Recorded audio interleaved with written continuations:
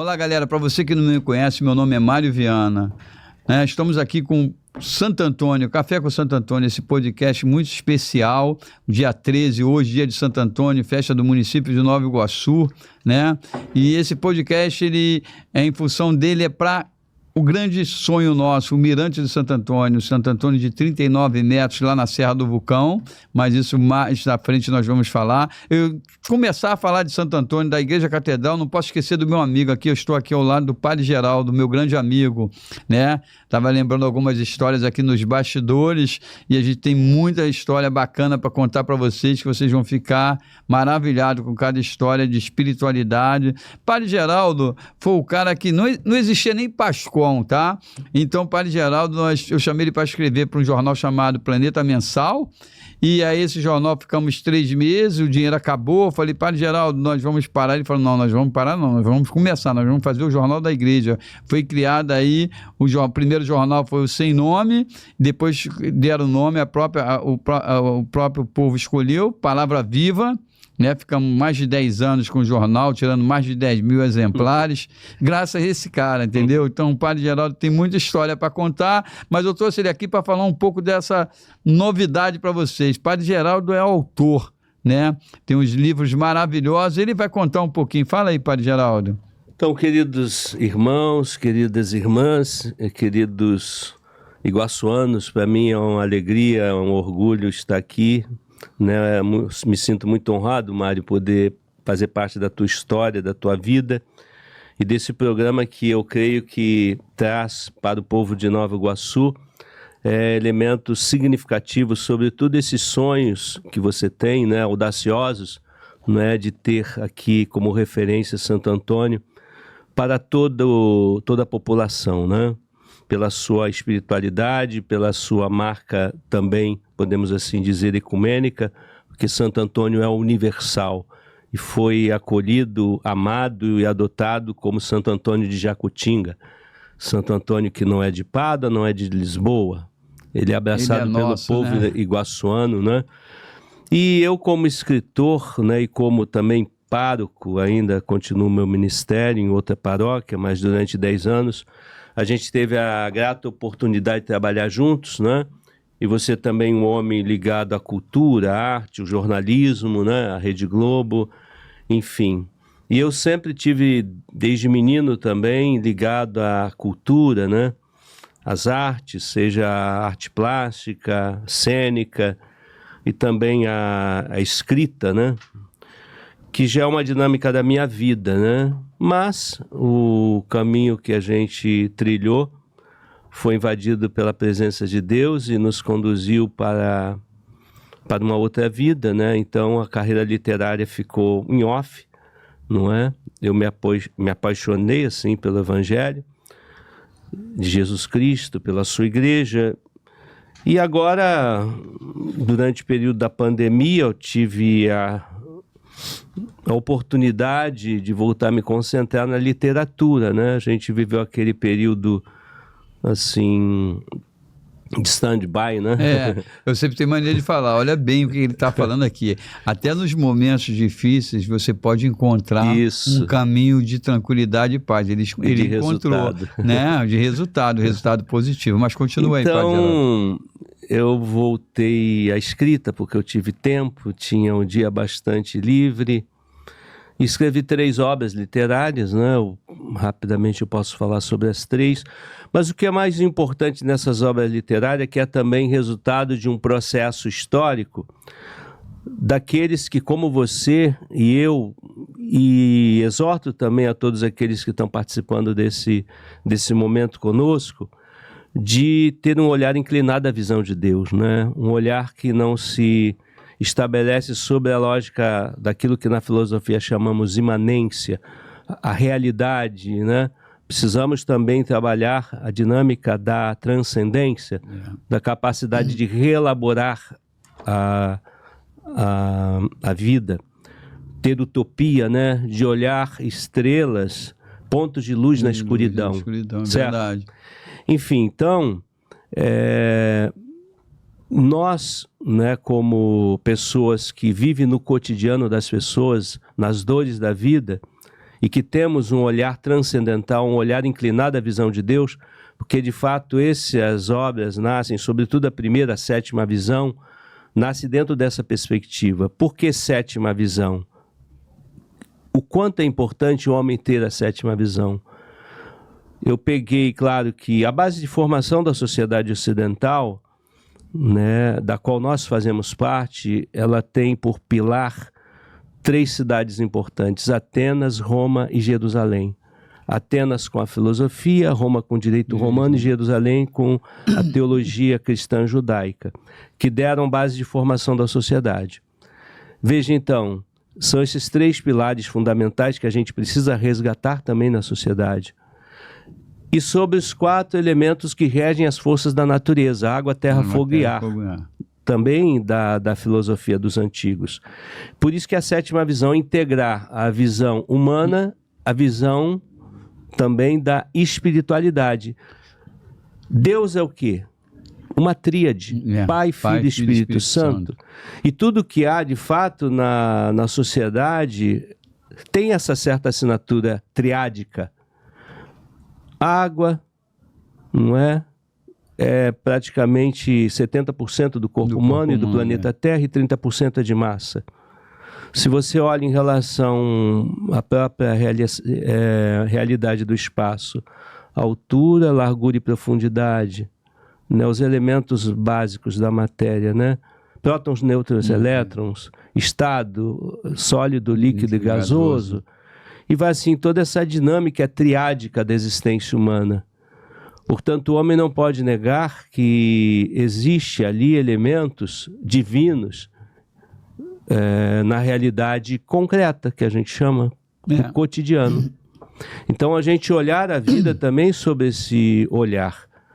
Eu me lembro o episódio, Mário, até você foi um gestor importante, companheiro nosso, na Via Sacra. Na Via Sacra, né? Veja, a gente estava atravessando a Via Light, naquele período a irmã Maria Madalena começou a Casa da Solidariedade, e a gente tinha dificuldade até de fazer a Via Sacra porque chovia muito. Mas nós fizemos assim, e fomos lá. De repente aparece um sofredor de rua, um morador de rua, ou um daqueles que muitos estigmatizam como cracudo, coisa parecida, né? E num certo momento a gente ficou assim, um pouco espantado, né? E a irmã Maria Madalena apresentou ele para nós. Me veio à cabeça uma coisa importante. O Evangelho de Marcos, capítulo 10, 40 a 46, 2 discípulos de Jesus se dirigiram a ele e pediram que pudessem, né, quando Jesus estivesse na sua glória, um reinar à sua direita e outro à esquerda. Certo? Queriam um trono de poder. E Jesus não lhes deu esse trono de poder, mas, ironicamente, na cruz de Jesus existia 2 ladrões. E um dos ladrões falou do reino de Deus. Foi o único. Diante de Pilatos, o único que falou do reino de Deus foi quem? Foi Jesus. Jesus e o ladrão. Portanto, então, olhar a vida sob o olhar, a inclinação dos olhos de Deus é isso. A gente olhou ali, Mário, você lembra disso? E ficamos espantados que ele pediu o quê? Confissão. Confissão. Eu fiz a confissão dele, de absolvição. Soube depois, muito posteriormente, que ele se tornou um grande homem. Aí. Certo? Quer dizer, então, olhar a vida sob o olhar, este olhar, né, de espiritualidade que vai além, não é? Da lógica do mito da caverna, de não enxergar, não é somente com os olhos que foram herdados, né, por outras visões. O livro de Jó é bonito, diz assim, né? Antes eu te conhecia somente por ouvir falar de ti, agora meus olhos te veem. É o que você estava falando do teu sonho de Santo Antônio. Os teus olhos veem um projeto. Não é fruto só de resultado daquilo que você ouviu falar, mas que nasce de dentro. Nasce de dentro. Então esse livro, o que eu faço? As minhas narrativas. É claro que eu tenho 34 anos de padre. Então tenho muita inserção na vida cotidiana. A minha narrativa é a narrativa do homem comum, do peão de trecho, como eu sou, do homem que olha a vida e que tem uma interpretação filosófica, teológica, humanística. Certo? E assim os livros foram construídos. São obras literárias. Eu tenho gente que conhece do mundo da literatura e dizem que são obras de excelência. Meus livros não são bons, eles são excelentes. Enfim, então, mas que trata da dor cotidiana, da alma humana, da beleza do ser humano, da sensibilidade. E claro que, como é da minha própria natureza, né? A filosofia, a teologia, enfim, aí eu, claro que tem esses instrumentais como base de construção de narrativas do homem cotidiano. A gente pode ler um ou outro texto aqui. Aqui tem o Girassóis Noturnos, que é o homem que está buscando luz na escuridão, né? O girassol, ele busca o sol. O sol. Mas são personagens que estão buscando também luz, mas inclinados a uma deturpação, né? E eu vou trabalhando o livro mostrando cenas cotidianas, sinais também de presença de luz em situações de trevas, e a gente vai como que se girando né? Girando até o pôr do sol. É um livro bacana. Esse aqui, Kryptonita, fala das dores e fraquezas humanas, que o homem não é um ser onipotente, ele precisa da onipotência de Deus. E ele tem uma força interior capaz de ir além, né? A gente usa alguma filosofia moderna, alguns autores assim relevantes. Por exemplo, esse aqui tem uma base um pouco interpretativa. Uso Nietzsche, né? Um filósofo importante. É que os filósofos também existencialistas, enfim. É uma leitura de dinâmica, né? Bacana, de muita dinâmica. Então, eu que conheço alguns textos seus, tive a oportunidade, a gente trabalhou muito tempo juntos, então não tem como não conhecer. A galera que acompanhou você também na catedral sabe disso, sabe a dinâmica que você tem, né, o olhar que você tem da espiritualidade, que eu sempre brinco, eu falo assim, né, que você tem que ter um olhar da espiritualidade no mundo que nós vivemos, né, nesse mundo tão conturbado, e você passar isso para as pessoas, porque eu sempre pergunto às vezes, quando falo, você acredita em Deus? Acredita. Eu falo, você acha que Deus vai dar sorte para mim, azar para você? Isso é impossível, não tem. Agora, você tem que buscar, você tem que acreditar, você tem que ter a fé. A fé, ela não pode ser abalada por qualquer coisa. Ela não pode ser abalada. Eu aprendi isso, porque, na realidade, não existe coisa tamanha que venha abalar a sua fé. Até quando a gente fala de perder alguém, porque você não perde alguém vai para Cristo. Claro, né? Com certeza. Então, que um dia você também vai. É lógico que a gente não está preparado para isso. Então, assim, você vê no caminho dentro da espiritualidade, eu sempre falo muito sobre isso.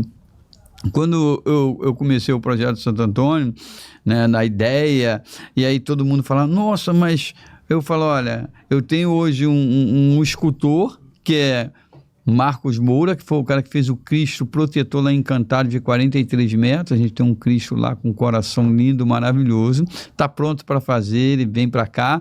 Então você vê a coisa vai tomando um caminho maravilhoso, porque você vê a mão de Deus. O pessoal de Encantado que me ajuda, eu sempre brinco e falo assim, mas por que o pessoal de Encantado? Porque o Encantado do Rio Grande do Sul é a terra do padre Augustinho. Eu não sabia. Eu fui saber depois. Olha como é que a vida vai te levando a caminhos. E eu falei, poxa, que bacana você ter essa oportunidade de ter um cara lá do sul te ajudando, né? Lá ajudando a gente nessa caminhada, dando dicas maravilhosas. E assim, eu acho que o teu livro, Padre Geraldo, ele vai dentro muito do caminho que a gente fala, que a gente precisa dessa leitura. O ser humano precisa. Ele precisa de um caminho de facilidade para encontrar a luz. E aqui eu tenho certeza que seus textos são maravilhosos. Eu vi agora aquele áudio que você estava me mostrando aí, de um conhecedor de livros, e ele falando sobre isso, a excelência dos seus textos. Porque seu texto, ele pega, eu sempre falo assim, é de A a Z. Não é para só intelectual. Qualquer pessoa que pegar o seu livro para ler, ela vai se sentir contemplada com o Espírito Santo. Traduzir para o cotidiano, para uma linguagem, uma narrativa acessível, agradável, poética também, que são ensaios poéticos também, para que haja uma possibilidade de leitura geral de todas as expressões, né? Sejam intelectuais, do nível mais sofisticado, como no caso é o meu agente literário, o corpo, né, de uma editora, porque eles também vão por essa vibe, não só na leitura meramente comercial, mas que também é importante, e que tem que ser também agradável, né? Tem que ser uma leitura agradável. Eu dei alguns livros de presente, por exemplo, para várias pessoas do povo de Deus, das igrejas, humildes, simples. E essas pessoas, elas... eu perguntei depois, o que você achou? Você gostou? Ficaram maravilhadas. Gente muito simples. Mas... Isso é muito bacana. E que eu posso ler um textinho? Pode, só claro, para ver não? Como é que foi as narrativas. Por exemplo, tem um texto que eu acho muito sensível, muito bonito, que é o encontro de Jesus com aquela mulher samaritana. Desculpem, né? Não é a mulher samaritana. A mulher queria ser apedrejada, né? No capítulo 8 de João, né? De 1 a 11. Então eu escrevi esse sétima visão, ele vai assim, eu pego textos bíblicos, mas eu dou uma narrativa, né, uma interpretação, que a gente chama uma nova hermenêutica. Né? Hermenêutica é uma interpretação, mas com elementos mais cheios de pintura, de beleza, de arte, né? É aquela coisa que a gente fala assim, que dá vontade de devorar o livro, né? Você fica querendo acabar com ele o mais rápido possível. Que soe com elementos de ternura, não é? E de gosto, que você quer consumir o prato todo, não é? Então, o Silêncio das Pedras. Olha só, então ele trabalha isso. Já o título, Silêncio das Pedras, as pedras que foram silenciadas, daqueles algozes que queriam jogar sobre aquela mulher. Então eu desconstruo também uma narrativa bastante machista, tendenciosa, agressiva contra a mulher, sobretudo numa sociedade extremamente moralista, machista, uma sociedade também que entende que Deus fez as mãos para pegar em pedras. Deus não fez a mão para pegar em pedras, mas para perdoar, né? Para levantar pessoas, sabe? Então esse texto ele vai contando uma história bonita para que as pessoas sejam capazes de reconstruir, restaurar. E Jesus entra na vida dessa mulher, mas eu escrevo de modo poético. Então vamos ver aqui, Silêncio das Pedras. E é muito...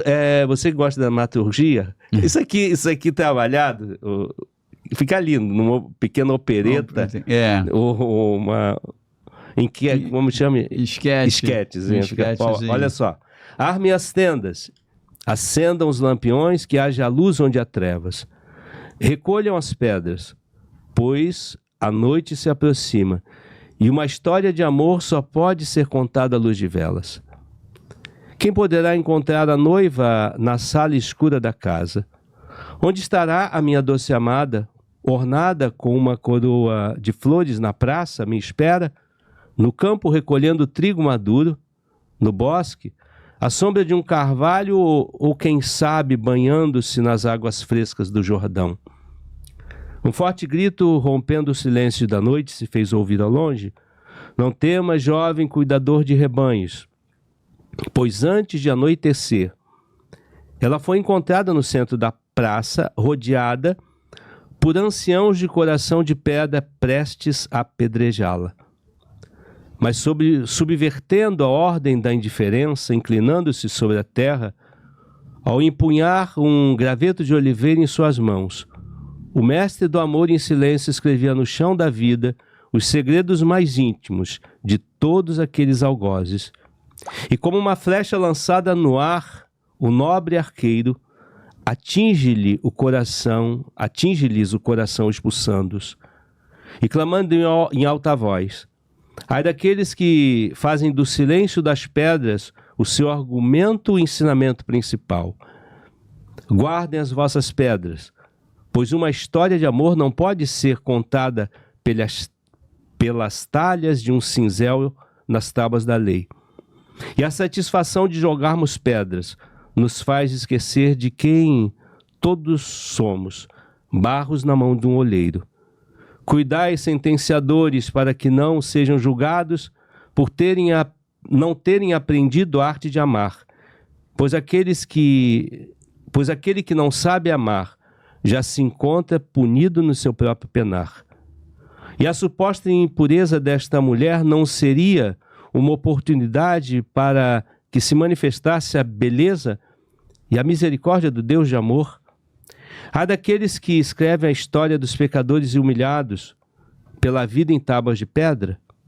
Não atirem a primeira pedra, mas sim o amparo das mãos, levantadas na primeira prece da manhã. Não ampliem a dor daqueles que já tanto foram penalizados pela culpa, por sua imagem e dignidade dissolvidas pela multidão inflamada. Tu que me falastes de um Deus de amor, e me chamastes com palavras de ternura, as quais eu jamais ouvira falar, me seduzistes pelo fascínio de um amor que não me acusava. Vai agora, mulher, torna-te livre, não sejas mais escrava daqueles que te acusam e nem da falsa liberdade daqueles que te condenam.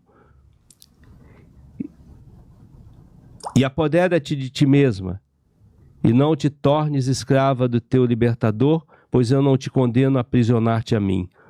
Seja livre como os pássaros do céu, as nuvens da chuva, a árvore com seus frutos, ou como o reflexo da lua sobre o mar. Vá e recolhe tuas vestes neste dia frio. Retorne para a tua casa, abandona-te novamente no colo do teu amado, que ao longe te procura. E por entre os campos de açucenas, as rochas, montanhas e as rochas e as montanhas de Baçã. Enfim, então são textos escritos assim, com essa dramaturgia toda, né? E essa intercorrência jurídica, né? Que você vê que aqui é um debate também jurídico. Por isso que eu dizia que a gente, claro, que pega de modo muito subliminar o direito romano, né, a filosofia e a teologia, né, e constrói textos assim, com essas densidades poéticas, dramatúrgicas. E que você tem uma fácil interpretação, né? Porque aqueles você fala nessa trajetória que aqueles que estavam ali para jogar pedra, na realidade, não tinha esse poder. Né? Nenhum, porque se eles fossem julgados da forma que eles estavam julgando, aí eles receberam umas flechadas de Jesus mostrando. E eu acho que é justamente isso. Eu sempre brinco muito sobre isso, assim, onde está o amor da humanidade, né? Sim. Porque a gente chegou num caminho que quando você vê, né, uma violência em cima de um menor, uma violência em cima de uma pessoa, né, que rouba, que assalta, você acha aquilo natural, né? Você está num caminho tão sem volta que você fala assim, tem que pegar isso mesmo, tem... E aí você fala assim, pô, mas que isso? Não podemos reconstruir uma vida, né? A partir desses momentos de dores. Eu acho que isso Agora, são 50 textos, Mário. Por exemplo, o livro A Sete Divisão, 50 textos. Esse aqui deve ter uns 45, esse aqui uns 40, que vão construindo essas narrativas. Claro, esse aqui pega esses elementos, né, filosofia, direito romano e teologia, né? Mas constrói cenários assim. Esses são cenários mais urbanos, e esses são cenários que trabalham muito, também urbanos, mas constrói muito narrativas olhando sobre a questão existencial. mais existencial. Mas é sempre humanistas nessa linha que você aponta aí. Eu acho que, assim, eu sempre falo muito sobre isso, né? Outro dia aconteceu uma coisa que para muitas pessoas pode ser trágica, e eu peguei aquele momento e fiz uma reflexão tão maravilhosa que eu até me desconheci, porque às vezes você tem uma atitude sua que está de Deus, que você não... Eu parei meu carro ali, a gente tem um curso de teatro, esse aqui, que Arte em Cena, ali no IESA, para alunos e não alunos da escola, deixei meu carro lá e entrei com a minha esposa, ela foi lá, quando deu 7 horas, bom, acabou, eu fui lá para buscar o carro, falei, espera aí que ele é muito escuro. Quando eu cheguei lá, o carro tinha sido roubado. E aí eu olhei para o céu e falei, Senhor, tira ele desse caminho, esse rapaz vai perder a vida por R$2.000, R$1.000, meu carro tem seguro, então... É verdade. Aí eu voltei para a Paula, para minha esposa, falei, cadê o carro? Falei, roubaram o carro, e você está assim? Eu falei, Paula, eu não me reconheci, porque eu não estou preocupado com a vida dele, e é muito difícil a gente ter essa preocupação na realidade, eu entendo que às vezes as pessoas... Mas é por aí. Aí eu falei, cara, mas foi espontâneo, você está entendendo? Foi espontâneo, saiu de dentro do meu coração. Porque a gente já vai bebendo, absorvendo elementos. Sem você perceber, né? Você vai absorvendo. Ama e faz o que queres, né? De Santo Agostinho. Você vai absorvendo os elementos. Você reflete isso. Você reflete. É isso aí, você falou tudo. E aí eu falei, eu brinco que eu falo assim, né? O ano passado, um exemplo, a gente estava até falando fora disso, eu infartei no dia 18 de maio. E graças a Deus não ficou nenhuma sequela, os médicos ficaram até assustados de não ter ficado nada. E eu falei assim, poxa, eu tenho que começar a escrever o livro. E eu comecei. E aí eu falei, eu brinquei que eu falei assim, poxa, eu quero dar palestra para esse jovem, eu quero mostrar, porque quando às vezes eu encontro a pessoa que eu falo assim, você acha que Deus vai dar sorte para mim, azar para você? Ele faz uma reflexão, ele fala, não, então não existe, então é mentira, você escolhe o teu livre-arbítrio, você escolhe. Sim. Podemos trabalhar junto para você conseguir alcançar, porque às vezes o cara tem aquele sonho, eu falo assim, eu quero comprar uma casa, eu sou brincalhão, eu falo assim, mas você já foi visitar? Pô, mas como é que eu vou pagar a prestação? Aí eu brinco e falo assim, você está colocando os carros na frente dos bois, porque você primeiro tem que ir lá visitar. Vai lá, visita e bota dentro do teu coração e pede a Deus um caminho que Ele vai te dar. Sim, porque se Ele deu para mim, Ele vai dar para você. Claro. Então, eu falo assim, e o seu livro, justamente, essa reflexão. Uhum. Eu sempre você tem uma facilidade de tocar as pessoas. E eu acho que isso é um dom. Mas você lembra disso? Aqui é um texto das missas na catedral. Na catedral. Nós tínhamos, né segunda matéria, uma frequência de 2.500 pessoas, né? Às quartas e às sextas-feiras, na Missa da Graça. Missa da Graça. Mas é exatamente isso, porque abraçava toda essa dinâmica, né? Da expressão de fé do povo de Deus, mas também associado às suas vidas, às suas dores, suas alegrias, enfim. Olhando Deus, mas não longínquo, mas um Deus que se encarnou, um Deus que se mistura, como diz Santo Tomás de Aquino, que se oculta num pedacinho de pão, para que descobramos o seu amor reinando em nós, né? Que se reflita em atitudes e comportamentos. Como que tu acabou de falar agora. Porque, de fato, Deus não é uma realidade abstrata, mas é um Deus vivo. Mas você acredita que precisamos de experimentá-lo concretamente. Você experimentar Deus, você se surpreende, porque você vai assim, como é que eu tive a capacidade de pedir a Ele naquele momento? Eu tenho um autor, não sei se o povo gosta, mas eu de menino que eu fui muito envolvido no mundo da cultura, da arte, essas coisas, eu gostava. O Caetano disse assim uma vez, né, numa das músicas dele, quem é ateu que viu milagre como... que viu milagres como eu. Quem é teu que viu milagres como eu.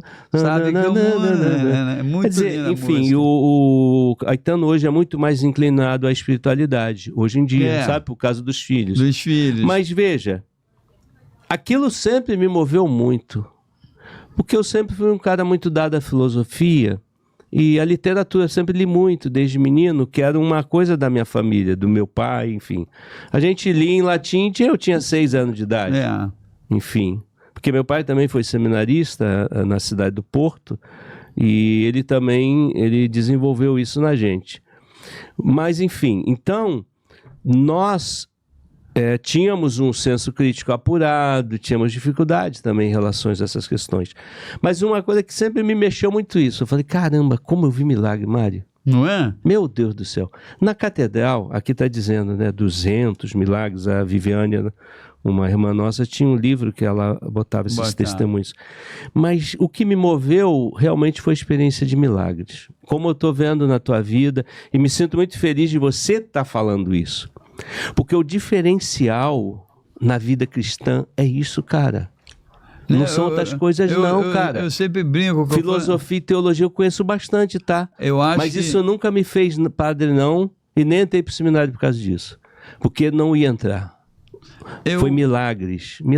E assim, eu sempre brinco, eu falo assim, e quando você tá, né, eu vou usar uma palavra, né, que eu vou falar assim, quando você está sólido com Deus, você não se importa com o que o outro está pensando, porque você fala, ele pode pensar o que ele quiser. O meu compromisso não, eu sempre brinco assim, qual é o meu compromisso do Santo Antônio? Não é com o homem, então é um compromisso com Deus. Então eu falo assim, meu amigo, aí eu levo, entendeu? Eu falo assim, eu brigo com isso, que eu falo assim, eu comecei essa coisa, não comecei, foi Deus que colocou no meu coração, eu falo que não, e aí eu sempre brigo, eu falo assim, o senhor sabe qual é a vontade.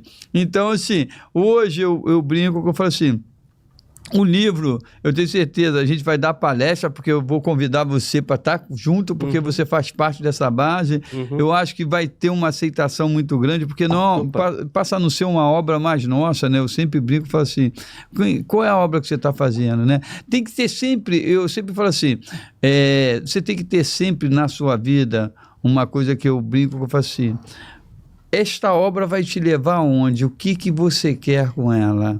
E eu sempre brinco muito sobre isso, porque às vezes eu falo que às vezes as pessoas, né, elas vêm cheias de maldade, que elas têm uma direção de maldade, faz parte do ser humano, né? Como é que você vai sustentar isso aqui? Ruim. Aí você fica assim, cara, mas Deus já deu o caminho, então você não precisa se preocupar com isso, essa preocupação ela não é sua, entendeu? Se for da vontade de Deus, as coisas acontecem naturalmente. No tempo de Deus. Que eu falo assim, tudo tem uma gestação, né, Padre Geraldo? A mulher, né, demora 9 meses para o filho nascer, pode nascer até antes, mas é prematuro. Uma árvore tem o seu tempo de gestação, ele fica embaixo da terra um tempo até aparecer. O processo é o processo, e quando a gente... Necessário. Né? Esse processo ele se faz muito necessário. Então, eu sempre brinco muito, né, que hoje a gente fala assim, a gente entregou uma camisa, depois quando na próxima vez eu vou te trazer uma, a gente entregou uma camisa para o Dom Gilson, outra camisa para o Dom Luciano e uma camisa para a vice-prefeita do projeto Santo Antônio. Então eu sempre brinco e falo assim, ele é um projeto que ele não tem cor, ele não tem partido. Entendeu? O poder público ele vai estar sentado, queira do PT, queira do PMDB, queira de qualquer partido que estiver, a gente vai falar de Deus. Então Deus ele é universal, ele não tem partido, ele nunca escolheu uma cor para ele não é um homem de partido. Eu também fiz questão, os meus livros vocês vejam, né? São o autor Borges Magalhães, né? Eu também não gosto de misturar as coisas, é respeitar as instituições, não as confissões religiosas, e não misturar. Né? Entende? Eu acho que a gente tem que ter essa prudência, esse respeito, lógico, né? Eu sempre não misturar. E eu não tenho necessidade disso. Não vou usar o fato de ser padre como um trampolim, uma escada, porque eu nunca fiz isso. Eu comecei a escrever com 17 anos de idade para a editora. Eu sempre brigo, eu comecei a escrever com 17, então eu nunca fiz disso uma bandeira. Uma bandeira, eu sempre falo assim... Conquista de recursos. E a gente sempre fala sobre isso, eu falo assim, né? A primeira vez que a gente lançou o jornal Palavra Viva, você lembra que a gente falou assim, vamos atrás das pessoas que possam contribuir para que rode o jornal. E a gente tinha as pessoas que contribuíam pelo custo do jornal e acabou. Então a gente sempre briga sobre isso. Eu acho que essa moralidade, ela é de cada tem que ter. Não adianta. Às vezes eu brigo, eu falo assim, olha... Quem sabe um dia, mas eu até penso isso, mas eu preciso de tempo. Que eu faria com excelência. Um livro de teologia. Aí eu botaria padre. Mandaria para as editoras católicas. Mas hoje a editora, né, que é a Editora Visão, a minha editora, ela não me pediu isso, não é? Eu devo escrever um 4º livro daqui a um tempo, chamado Cronos, né? Discutindo a questão do tempo. e da travessia da existência de cada um de nós. Porque aqui uma certeza a gente tem, que a gente está indo para frente. Não, eu sempre brinco com você. Desde o nascimento. Então, assim, eu li um pedacinho de um texto que eu vou passar para você e queria que você depois fizesse essa reflexão. O cara fala assim, quando você olhar para trás, que você vê que o tempo que você já existe, ele é maior do que o tempo que você tem para existir, você tem que ser uma pessoa melhor. Você tá entendendo? É legal, essa fala é boa, boa. Fala assim, maravilhosa. Cada dia eu sempre brinco assim, o cara fala assim, exatamente mas quantos você tem? Eu falo 40, o cara, mas você tinha 44. Eu falo, isso, eu tô contando de trás para você. Você tá perguntando quantos anos eu tenho. Quantos eu já vivi é uma coisa, eu tenho mais 40. Tá certo, bacana. Você tá entendendo? Então são reflexões que você começa a fazer na sua vida. E muda muita coisa? E muda muita coisa. Muita, sim, né? muda. Eu sempre brinco, eu falo Se assim... você olhar diferente, muda. Eu falo assim, ó, você que está em casa, quantas vezes você pode ter escutado da sua mãe, o rico só pisa no pobre, o dinheiro não traz felicidade. Isso não é verdade. Porque você tem isso como verdade absoluta, que muitas das vezes atrapalha a sua vida, o seu crescimento. Porque você tem que entender o seguinte, seu pai e sua mãe receberam dos seus avós receberam dos seus bisavós, você é exceção, você tem que cortar isso. E eu falo assim, o cara fala assim, Mário, quanto você quer? O cara quer 100 milhões. Algumas crenças limitantes que eles falam, isso. Né? Eu falo, quero 100 milhões, porque tem muita gente para ajudar. A transformação começa comigo. Então, depois ela vai seguir caminho. Então, eu sempre brinco, eu falo assim, hoje eu pego o mais jovem e falo assim, querido, você vai ficar no meu lugar. E você tem que estar preparado. É bom a gente deixar um legado bacana, uma história bacana. Eu não sou perfeito, eu sempre brinco muito sobre isso. Falo assim, irmão, se você me vê no erro, dobra o seu joelho e reze por mim, não atire pedra. Santo Antônio deixou um legado muito bacana, né, cara? Esse texto do Padre Geraldo, agora que ele acabou de ler, é justamente sobre isso. Quando você vê um irmão no erro, não atira pedra. Porque já pensou, se Deus for atirar pedra em você, será que você vai se salvar? Tem um santo da igreja que diz assim, olha, não ligue para aqueles que falam mal de você. Você é bem pior do que eles pensam. Ainda tem isso, né? Que ninguém te conhece. Então, assim, Padre Geraldo, para mim foi uma honra, né, estar com você aqui no dia 13, o dia de Santo Antônio. Santo Antônio sabe que quando eu infartei às 5 horas da manhã, e eu fui lá nele, tem uma altarzinha em casa, tem Nossa Senhora, e eu falei, Santo Antônio, se eu for embora, ninguém vai continuar lutando para colocar você lá em cima, fazendo esse mirante, você que é o padroeiro da cidade, trazendo um projeto de turismo religioso para a Baixada Fluminense, porque Nova Iguaçu é essa potência. Eu sempre digo que a Baixada hoje está num crescimento enorme. Então, eu acho que a gente merece isso, eu acho que a gente é merecedor, né, de ter um turismo religioso. Claro. Eu acho que a fé, ela é importante. Eu sempre brinco, quando você escutar o Rapa cantando, ele fala, para quem tem fé, a vida nunca tem fim. Se você escutar a Isa cantando, ela fala, nunca foi sorte, sempre foi Deus. Então, são pessoas da juventude que às vezes eu brinco, eu falo assim, eu quero trazer essa pessoa para fazer um show, e na hora que ela fala isso, eu paro o show e falo assim, você acredita em Deus? Olha aqui a mensagem, e a mensagem está aí para todo mundo ver. Né? Eu sempre brinco sobre isso. Eu acho que a gente chegou a um ponto que não dá para... Os grandes cientistas sempre foram teístas, né? Então, os grandes. Então, acho que a gente vive um momento maravilhoso, onde eu falo, hoje a gente está, né, no YouTube. Então, no YouTube a gente tem a GE, que é a Globo, está lá dentro. Nós temos o Cazé. Olha a potência que nós chegamos na comunicação. Uma liberdade, né, tão grande hoje. Então, cara, Padre Geraldo, foi um prazer enorme. Espero que você volte aqui outras vezes, entendeu? Com certeza você tem muita coisa para falar. Tem a respeito da palavra Mário, desculpa, viva. Eu não te trouxe o livro A Sétima Visão, que eu li esse texto, porque eu vim da rua. Não, tá tranquilo. E esses aqui estavam na minha mochila, então... Mas quem quiser adquirir, claro, na Amazon... Isso, dá a dica aí, por Amazon favor. Também tem e-book, né? Tem e-book... Agora, eu não sei nem falar direito sobre essas coisitas, né? Eu sou meio limitado. Mas busquem lá, botar A Sétima Visão na Amazon, vai aparecer Girassóis Noturnos, o Kryptonita. A Amazon, acho que Martins Fontes é uma editora que também trabalha. Tinha várias plataformas, né, que chamam. Então, essa meninada conhece muito. Hoje em dia, se você jogar lá na Amazon, vai aparecer... tem Submarino, Americana, Tem um monte dessas plataformas. Aí, galera, você quer dar um presente, um Tá livro de fácil leitura, uma espiritualidade enorme, não tem... É um livro de espiritualidade enorme, se não gostar, devolve. Mas eu tenho certeza que você vai gostar. Não, mas é um livro assim, muito bom. Não é um livro de católico, não é um livro de espiritualidade. Sim. Né? A gente fala que o nosso Deus, que eu e o Padre Geraldo acreditamos, ele é um Deus universal. Sim. Então, Deus que ama todos. Ama a todos, não teria como ser diferente pra gente. Então, para você que está em casa, esse foi o Padre Geraldo, meu amigo em particular, entendeu? Mas tem uma história muito bonita dentro da Igreja Católica, deixou saudade, né? Como todo mundo deixa, né? Um dia, mas deixou saudade aqui pra gente na Catedral, é sempre bem-vindo aqui, agora vai rezar a missa... 19 horas hoje na Catedral de Santo Antônio. Em Santo Antônio, quem quer rever Padre Geraldo, por favor, vá lá na Catedral hoje. Padre Geraldo, foi um prazer enorme estar aqui com você. Mário, eu estou para trazer aqui o Tiago e o Thales. Então, entendeu? Esses meninos que começaram lá com você na coisa da música, né? Claro. Tem uma história aí. A Regiane, a Viviane. Eu acho que isso é legal a gente fazer uma coisa com eles a Viviane é médica, né? Tá lá, mora na Barra da Tijuca, tem um filhinho bacana, casada com médico também. Que bacana. E a Regiane tá lá, mora em Rocha Miranda. Que legal, bacana. Essa turma seria bom, né? Se reencontrar.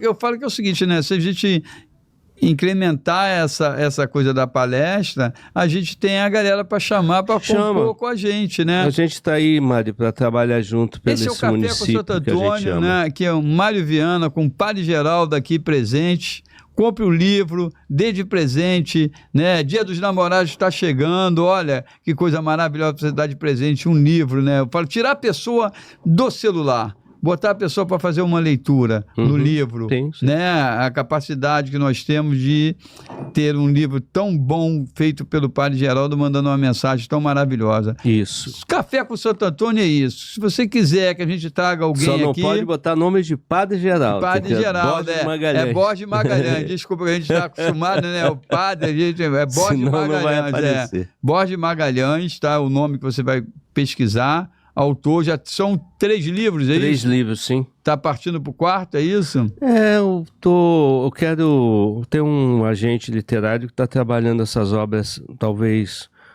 para outras editoras, enfim. E aí eu devo escrever um 4, chamado Cronos, né? Que discute isso que você estava falando, da questão do tempo, né? Do tempo, Do nosso tempo. Do nosso tempo, né?